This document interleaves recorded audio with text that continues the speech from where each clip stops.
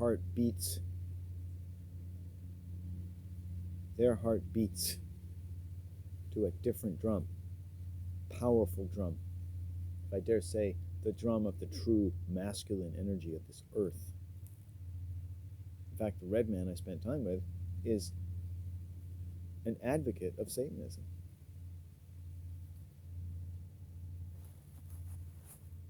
I say that tongue-in-cheek because he just enjoyed it. He didn't really advocate it, but it was natural about it, right? I've never had anyone so soft sell anything to me. At the same time, every time I got in the car, it was filled with pot smoke. Well, not every time, but, let me embellish a bit. Filled with pot smoke. This is how I want to tell the story. Filled with pot smoke, and we smoked a fair bit of pot in and outside of his car.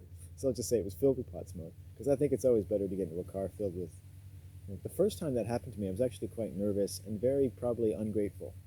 When I was invited into a car filled with pot smoke of people about probably 8 years younger than me, and I just think I wasn't supposed to be in this place. But no, and I was treated to death metal for the car ride at a time, and I actually grew to like it.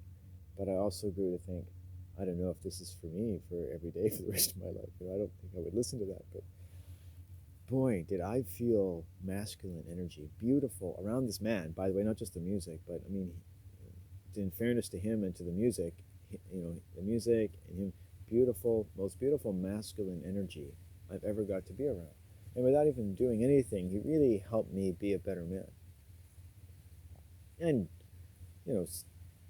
stumbling over his feet, as we all do now and then as well. Stumbling over an incredible, crazy, amazing life from which he's going to do things that probably only the honored few will ever get to really share with him, know and appreciate his accomplishments. And maybe that's just a projection of myself, because maybe the whole world will see this man's accomplishments, But I tend to see things quite modestly. I tend to think sometimes the true things are the things that will be shared with a very few people in your life.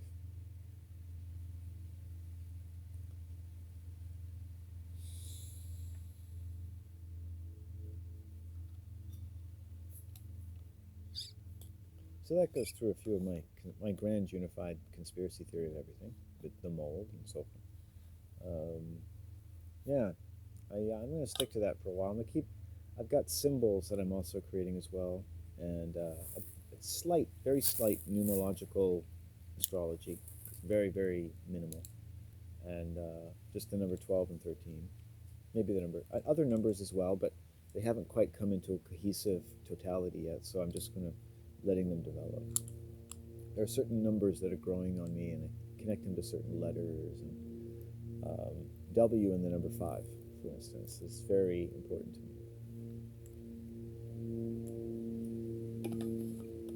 The number of Odin, but also the number of the pure feminine at the same time. So the W has the pure feminine, pure masculine energy. It is basically a pentagram.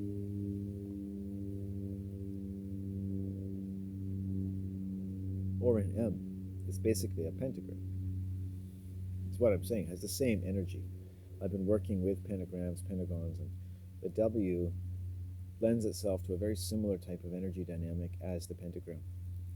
And I've drawn something else, which I might call the metapentagram, and basically just arranged triangles in a certain shape. So it's not mine in that sense, but it feels like mine because it came to me at night the last time I was here, after I'd encountered the cougar for not the first but the second time, with whom I share these lands now. So baby cougar, young cougar, and if I don't respect the cougar, then so that might include maybe not staying here too late at night for the most part, making sure I get off in time so I don't get stuck in the high tide. And again, not at night. I'm going to repeat that, not at night, not at night. I'm sort of adding that.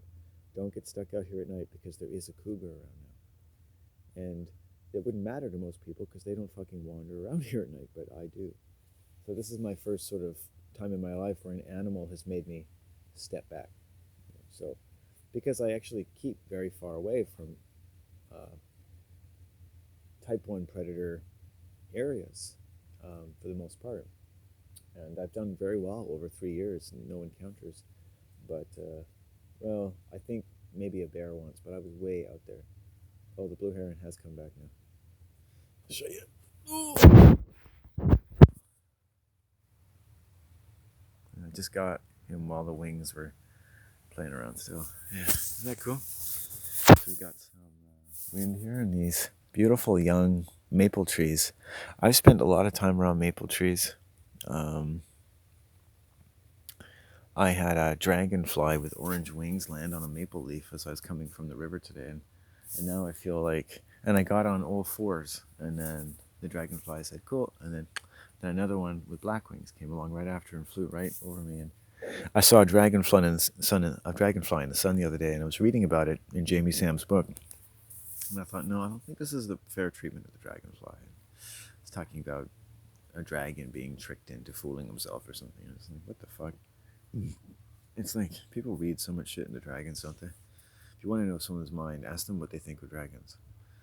I think dragons are actually incredible, non-binary beings that can have beautiful tits whenever you want them to. Oh, okay. All right then. Their scales actually turn into sex fluid. It's actually one big vagina. No, it's coming to get me. It's breathing hot fire.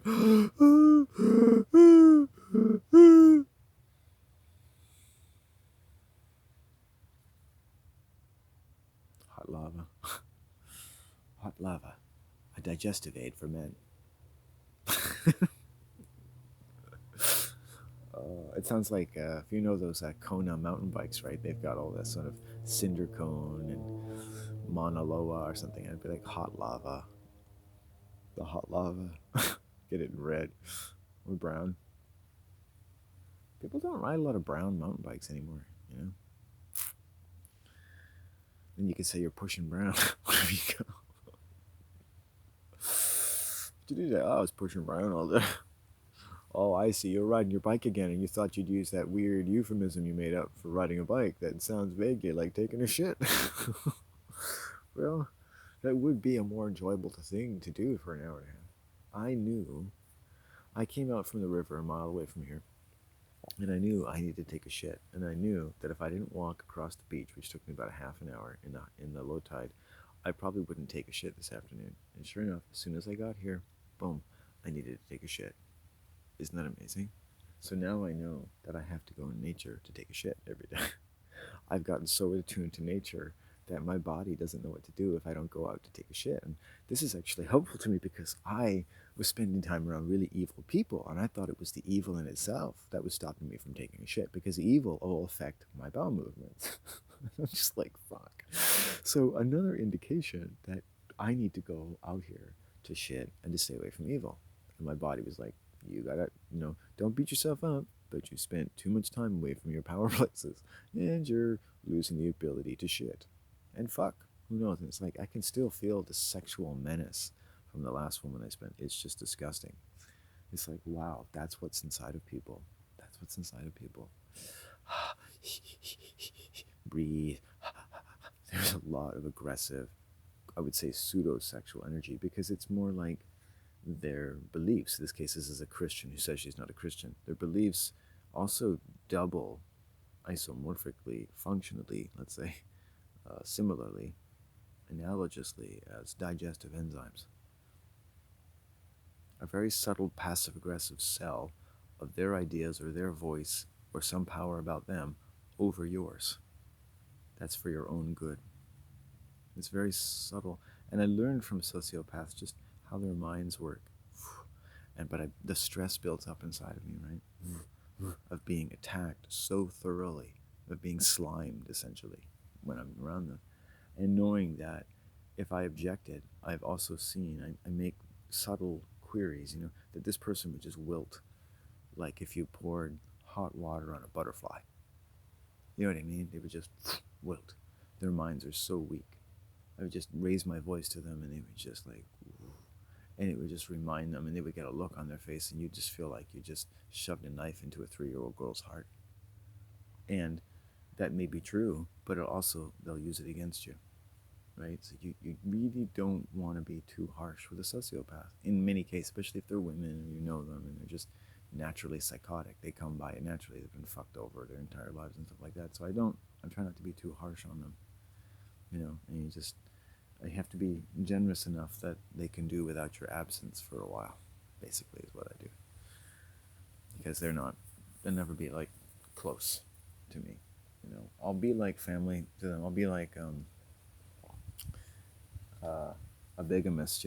I'll show up like daddy from a long vacation, and I'll be really generous with them, and I'll share my heart with them and my time. But I get used up pretty quick, and then I gotta go.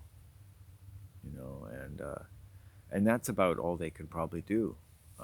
These types of psychotics or single mothers and so, and that's all they can do with someone who has pure masculine energy in them, right? And the heron just moved a bit closer now.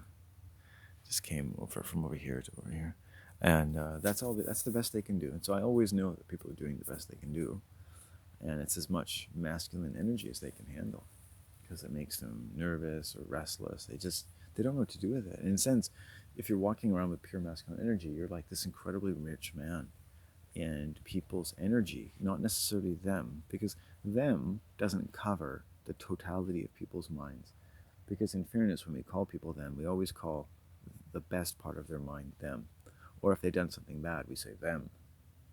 But them is composed of the capacity to do many good and evil things.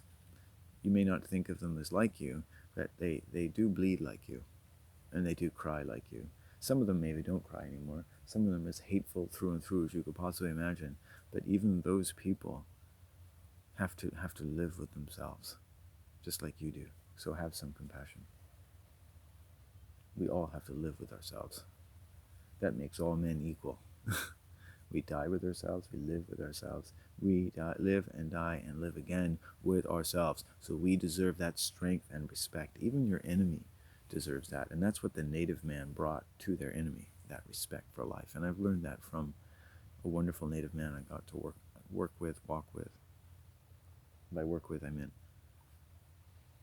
we worked on the trail during similar spans of time. But I think we made of that time in different ways because we're different people. Oh, I just see somebody balanced a stone out there. Interesting. People do come out this far sometimes. Did that heron leave? I think it did. Oh no, he's fishing. Look at it. He's fishing out there. I love blue herons. Oh, and the sun's out. Like that.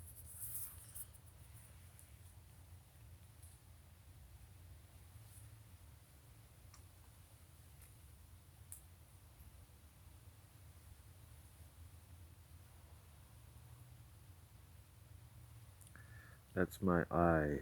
These are my eyes. Carefully into the eyes of a masculine man. There's that Little Britain, right? When these trannies go up to the desk and like, oh, we're women. And then you're thinking, no, you're not women. You're a man. But in fact, I don't think a man would act like that. You know what I'm saying? So, are they a man? They're not a woman. They're not a man. I've known a tranny, and they're neither a man nor a woman.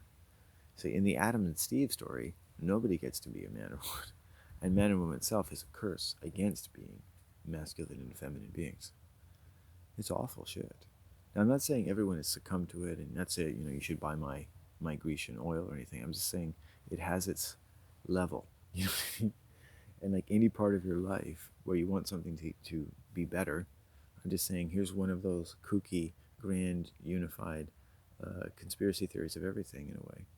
To, you have some mold you can bat around with your celestial penis and lightsaber and make your life a better place.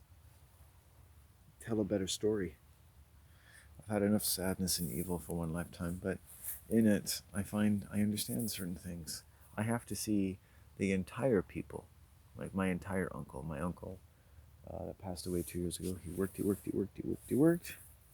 and he cared without really ever speaking to me, and then died within a few years of retiring. Lots of money, leaves his wife, very, very comfortable, all that kind of jazz. You have all the money to yourself now, honey. Bye-bye. Moving on. My job is done here. Nothing left to do. Nothing left to do.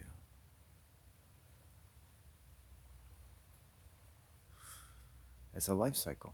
And in a sense, he accepted it. He put his life into that life cycle. See, you can put your life into any life cycle you like, but the world strongly suggests life cycles for people. And the life cycle of the working man is such and such and such and such. And a lot of my family die before 70 and after retirement. So between 65 and 70, they're just gone. They've reached the life cycle they programmed, right? So when you think about what people allow other people to think in groups and psychology and mass psychology, think about what kind of life cycle you have. So I've been telling myself and others that I'm going to live to 150, 120 to 150 years old.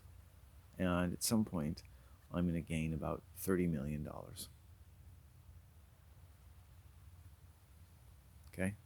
This is my life cycle. At least $30 million. This is just going to appear in my life for no reason. Or some reason. Doesn't matter. I don't care. It'll be there whenever it's supposed to be. $30 million, and I'll live to 120, 125, 150 years old. Easy, the way that I live. It's a long haul, to be sure, but you ever noticed when you plan for a long haul, you enjoy it more? And when you plan for a short haul, you've only got enough energy for a short haul. So I think I've set my sights fairly reasonably. I don't really think I need $30 million, but I just had this sense that that's about the amount that I would see at first in my life at some designated point. And the rest of my mind can designate that point and work it out with the creative intelligence around me. Because money is part of nature's creative intelligence. You know, the mold doesn't hold all of it. You know, right? So in the story of the mold in the superstratosphere, and every way that it gets in and every way that the Illuminati controls the world, and then there's our own defense system. It can only go in so far. You get to decide how far. And then what do we got? We got grief. So no one ever talks about grief. You need to make a place for grief in your life, conceptually at least, because your body will just naturally exude it anyway. And then what else? Well, other people, certainly. It's at the genesis of a lot of what we see in the world, which is also the genesis of an epic that, as much as it may have taken man away from himself, must necessarily bring man back together with himself, which sounds like a very abstract concept. But imagine that man had a way of being that could be suggested, and is suggested by the Bible, a certain image of Adam and Steve, and psychologically could become provocative in a geometrical sense to how your mind worked, and how increasingly people's minds needed to work in order to survive. Now, in the great evil that this super mold might have achieved in order to exist in and probably free itself from an environment that it may not even be able to free itself from. Maybe this story is the beginning of that mold freeing itself from the human mind. Maybe this is the part of the movie where almost all of the robots, cybernetically woven like strands of polymer evil through the nerves of their subconscious, will begin to just ascend back into the heavens from whence they come, the super stratosphere of the earth, and people will just relax. Now the heron's coming closer. Isn't that amazing? I had a wonderful show from the heron the last time I was here. And then people can just relax, you know. And I think when people do relax and people find peace, they're finding peace away from the mold. And in this is an incredibly positive prospect. This is not the most negative theory in the world. There's lots of choice and there's lots of positivity to be had, because this whole story tells you about a mind that is yours, that has, in its essence, already protected you from all evil. You only have to claim it and use it. Give it something to do. Make a space in your mind for its operation. And consider batting away the wolves from the door with another strategy beyond working and believing what everyone else believes. It doesn't matter what conspiracy theories you may settle on. What matters is that you achieve a certain flexibility in your mind so that you can know what you want to know about your roots and your place in and around this earth and this sun and these stars and the times of year and the seasons And I make suggestions to myself, and when I say things like, I believe the stars can be defined as that which is involved with all and every kind of illumination. And when we talk about psychological things in our language and abstract things, illumination or this, you might say this is all just man's monkey brain making farts in the sky to make him feel better about dying, which is basically what like Ernst Becker and all these types of people are basically saying. And it's just basically giving thought to what a lot of people have probably thought. Maybe you have thought that, but evolutionists would think that. But all of these things have substance in nature.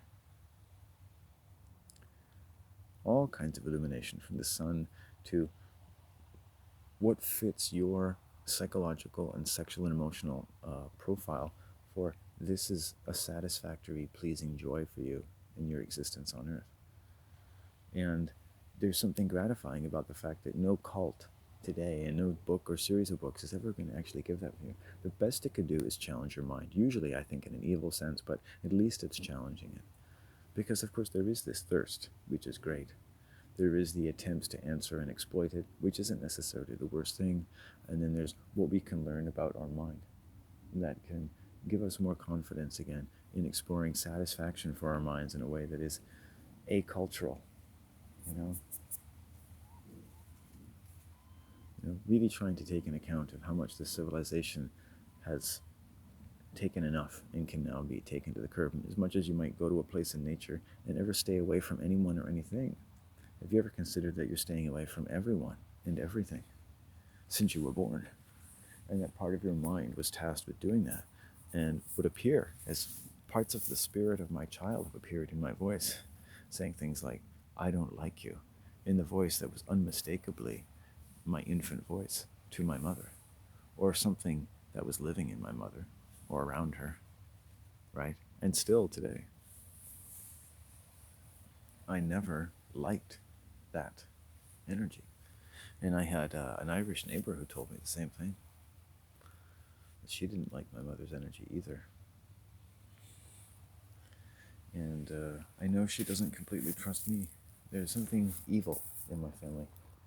Just terribly, terribly, terribly evil. I'm so sad to say it, but it's true. There's just evil. The mold got hold. A lot of Christianity. A lot of lesbian ads. And not in a good way. They don't get it on and tape it. They just emasculate everything in their way.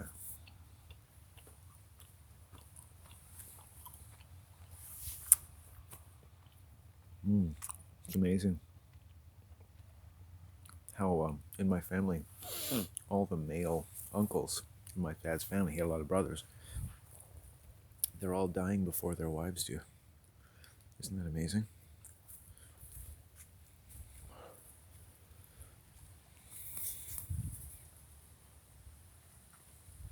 Doesn't make you want to run out and get married, does it? It's pretty. But they set them up. They're set up for their life cycle, right? They say single people don't live as long, right? Maybe not. But what about single people who know how to take care of themselves and know how to think, are responsive to their natural environment? They don't need a reality TV show saying Wild Kingdom in the urban plains of Parksville to live as though they're an animal. Only part of my life has to do with what we call society. The rest of my life is about nature. Out here, there's no 7-Elevens. There's no movie theaters. There are no actors flying in on helicopters and waving, then getting on other TV shows in their pajamas and talking about how difficult the celebrity life is and how great it is they can sit in front of these cameras and now completely be themselves. While they sell breast removal and vaginal rejuvenation therapy and you name it, ass cream in their next film. That's not out here. At best, I'm the only one who brings it out here because I've encountered it. Everything I've encountered since I was born was basically just a primitive society, just primitive beings, or at least beings who've been reduced to a very primitive state and live en masse, perfectly comfortable, living in, less than quarter-acre plots, living in houses that all look the same, mowing their lawns and putting out their garbage on the same day of the week, you know, and working and working and working. And when they decide to make a family, and joining that family with those that dedicate even more of their labor, right, for the privilege of entering into a contract that can only curse and drive all natural love from their homes and their very children away from their bosoms. And that this should be achieved with such a rapturously successful effect to all concerned, much as anyone's talking about anything that isn't in agreement with the hegemony of family life and child psychology, which masquerades as parenthood and medicine and brain science today, tend to have very good outcomes when their owners are the ones deciding what a good outcome is, what you should be glad about, and what you shouldn't be. And if you ever felt like you're walking in a world where peoples of opinion have been molded by superstratospheric mold, and none of it necessarily agrees with being anything more than a very reduced figure of the stature that you are by birth, then I would agree with you. You're crazy too. There's an evil in the world. There's an energy in people. I spend a lot of time in nature. And I tell you, whether it's women, of good-looking women or ugly women, or nothing, I don't spend a lot of time loving people. Their energy is disgusting. The energy of most people is so flatulent with evil. The nicest of them are people with whom I would not want to be stuck in a dark alley. I wouldn't want to trust them or rely upon them any more than I'd want to trust a robot that was programmed to be a good fill-in-the-blank role, for an incredible play, an incredible theater, which is the best that this super mole can manage with the control that it has. It has to enter into a pageant of play and acting and role-playing. It's just the only way to to get people to give over their control and learn to give over their control of certain bands or certain frequency spectrums of their subconscious.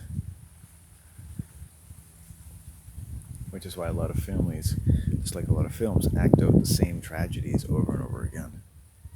Because they're acting. And they know what's expected of them. Their fathers, their mothers acted, they lived, they worked, they died, they did the act. The act was done.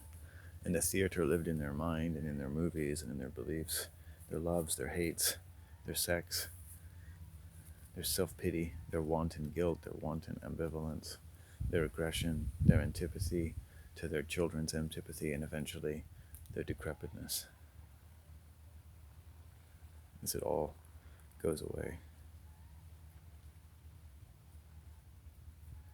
And they have not prepared for any other life.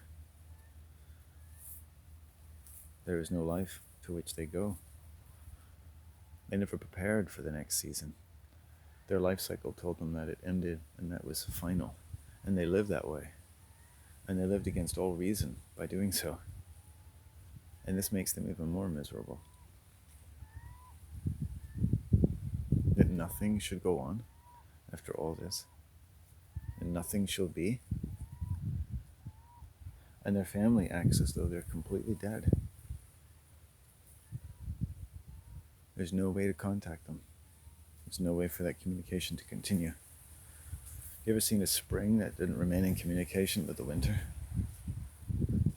Or a sun that wasn't in communication with a single blossom? How difficult do you think it is for the Son of Man to keep in contact with the spirit of his own flesh and blood? I tell you, those people are dead to their children as much as they are dead to the dead. Mark my words.